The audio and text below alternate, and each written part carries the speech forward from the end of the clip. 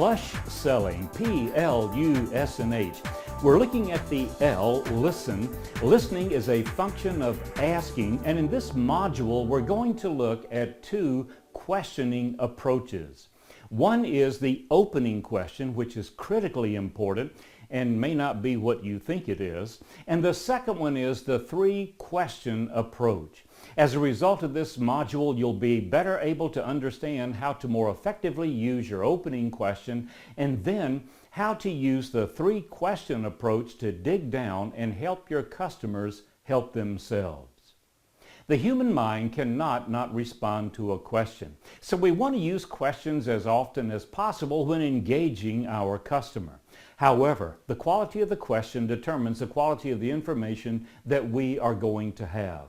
This is sometimes referred to as the Socratic method of selling because Socrates supposedly taught with questions, because the human mind cannot not respond to a question. So let's see if there are some ways we could formulate more effective questions. The first one we're going to look at is the opening question. The opening question is not the first words to come out of our mouth when we greet the customer. The opening question is a very specific and important tool. The opening question is how we transition from establishing rapport into the sales call. How do we transition from establishing rapport into the sales call? We must establish rapport. I buy from people that I like. I like people who I think like me. I figured that out during establishing rapport. I buy from people that I respect. I respect people who I think respect me. I figured that out during establishing rapport. In today's world, we may have to establish rapport very quickly, but we still must go through the process. When the customer is ready to get down to business, we need to get down to business. However, we get down to business with the opening question. Whoever asks the opening question takes initial control of the sales call. Whoever asks the opening question takes initial control of the sales call. If the customer says, "So what do you have for me today? Show me what you've got." They are in control of the sales call. We don't want that. We want to control the sales call. We do that with the opening question. The opening question is asked to transition from establishing rapport into the sales call, so you must formulate it. That is the first thing you must walk in with when engaging the customer. And of course, we figured that out during pre-call planning. What's our opening question going to be? There are four things that cannot be in your opening question.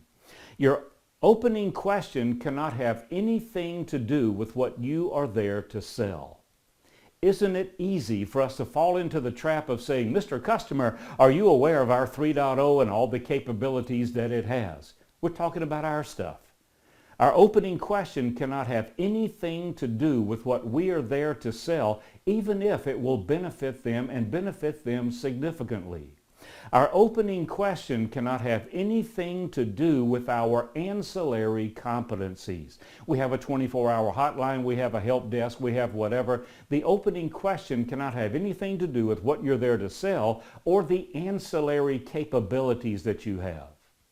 Your opening question cannot have anything to do with your company. "Mr. Customer, did you know that we're ISO certified? We are Six Sigma. We've been in business for 95 years. Your opening question cannot have anything to do with your company, even though those factors will benefit the customer. And finally, the opening question cannot have anything to do with yourself. This is an easy trap for us. After we've been selling for a while, we've seen a lot of businesses like our customer's business. We've seen a lot of customers like this customer that we're engaging, and we immediately leap to thinking we know what they want, and in fact we might. The problem is we don't start there. If the opening question cannot have anything to do with what you're there to sell, with your ancillary capabilities, with your company or your store, or with yourself, what's left to talk about? Them. What is everybody's favorite topic? Themselves. Now here's where it gets to be fun.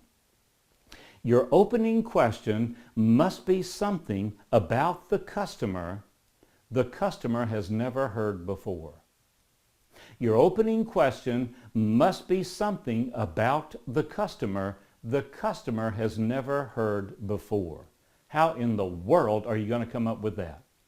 We use pre-call planning. There's an entire module on pre-call planning. What do we know about the customer before we show up, and how can we ask a question they've never heard before? If it's a B2C environment and the customer is buying a swimming pool and they're looking at one vendor versus a couple of others, all the vendors are coming in and saying, what kind of pool have you seen that you like? Well, how will you be using your pool? Why did you decide to buy a pool? They're talking about what they're there to sell. How do we come up with something different? In a B2B world, how do we come up with something different for our clients? Here's a methodology. Go to your customer's website. You do that already. Look at all the usual information, what they do, who they sell to, what they think makes them different. But stay on their website until you find something you simply do not understand. What's your opening question going to be? Mr. Customer, Ms. Customer, could you help me understand what is this? Mr. Ms. Customer, could you help me understand what is this? What's the most powerful word in that question? Help.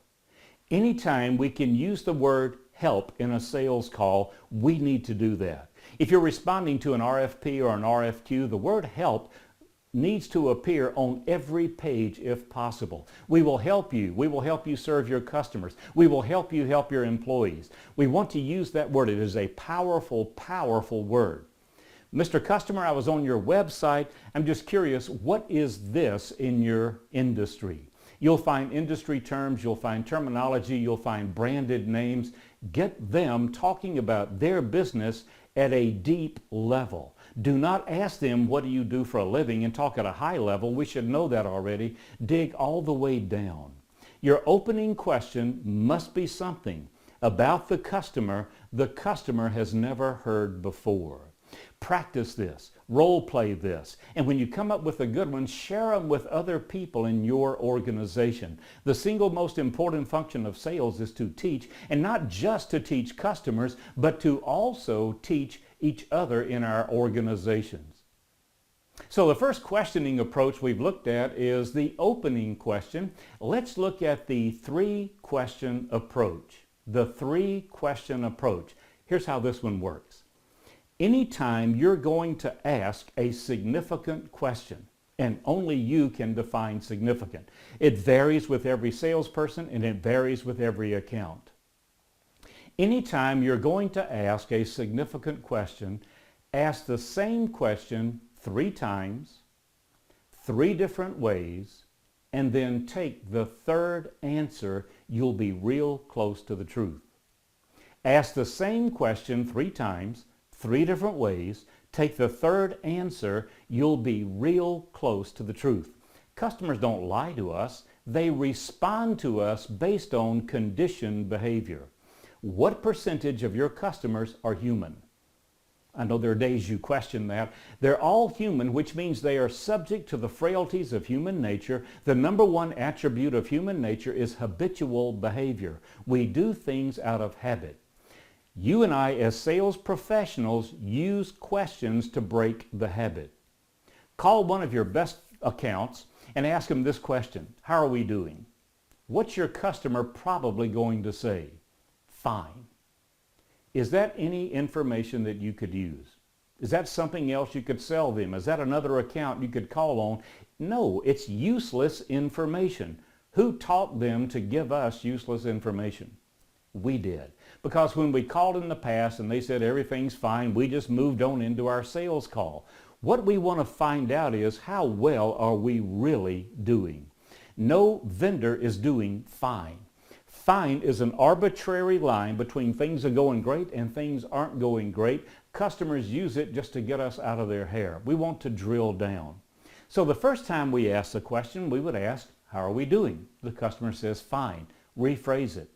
How could we serve you better? What we have found is the first answers that customers give us are typically knee-jerk. They don't even think about them, they just come out. Second answers tend to be unrealistic. So if you ask your customer, how are we doing? Fine. How could we serve you better? What's your customer probably going to say? Serve us better? All right. Well, lower your price, gold plate your product, cut your delivery time. Unrealistic expectations. The third answer gets real close to the truth.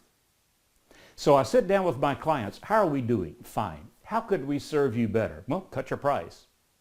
Then I ask a question like this. You're a sharp business person. If you ran sales suites in Atlanta, let's say for, 90 days, what are the first 3 things you would change? What are the first 3 things you would change? When the customer starts talking, they're giving me their buying criteria. This is an area where we can improve. And if we can improve with them, we can probably improve with other clients as well. Now examine this question for just a minute. Don't take it superficially, examine it. You're a sharp business person. If you ran my company for 90 days, what are the first 3 things you would change? Look at this question. 93% of our communication happens at the subconscious subliminal level. There are some subliminals built into this question. The first one is frame of mind. We ask the customer to think about this as a business person if it's a B2B sale. Even in a B2C sale, quite often this will work. We ask them to put on their business hat. I don't want them to think about this as a spouse or as a part-time coach or something. I want them to think about this from a business perspective. You're a sharp business person. If you ran my business for 90 days, what are the first 3 things you would change? Now follow this. This is called asking for specific multiples. Asking for a specific number of responses. This comes from 3 different studies that we've looked at. How does this 3-pound thing in our cranial cavity actually work? What we have found is if we ask a customer for a specific number of responses, they will try to give us that many responses. It's a quirk in human nature. We also found a study that said the human mind organizes in odd numbers. So whatever number of variables we ask for, we need to make sure it's an odd number. There was another study that said short-term memory for most people maxes out at 7. Some people cannot go to 7. So we use 5, 3s and 5s. 1 is not a multiple. We need an odd number of multiples, so we look at 3 and 5. What are the first 3 things you would change? What are the first 5 things you would change? No matter how a customer answers a question, the next 3 words out of our mouth need to be, and what else? And what else? And what else? In a B2B world, customers do not give us their real reason in the first 5. And in a B2C world, customers do not give us their real reason in the first 10, typically. So we keep asking, and what else? And what else? And what else? And as they give us their feedback, we write it down. Why do we write it down? Number 1, obviously, to remember it. There's a lot going on in our mind, a lot of conversation going on. But secondly, the customer appreciates it. Oh, you really care about what I'm saying. You're writing it down. This must be important. I am more likely to give you more information if I know it's important enough for you to write it down. This is the criteria that's most important to me. Obviously, the L in PLUSH requires pre-call planning. We don't just show up. We need to have our questions together. But let's make sure that we're using quality questions when we address the customer. So in summary, the opening question is not the first words to come out of our mouth. It's a very specific tool. It's how we transition from establishing rapport into the sales call. Whoever asks the opening question takes initial control of the sales call. Let's make sure that's us. In the 3-question approach, ask the same question 3 times, 3 different ways, take the third answer. You'll be real close to the truth. And remember this, whenever a customer answers a question, the first 3 words to come into our mind need to be, and what else? And usually the first 3 words to come out of our mouth need to be, and what else? Let's uncover as many reasons as possible why it's in our customers' best interest they buy from us. In the history of recorded time, no customer has ever said, your price is too high, and meant it. Teach others.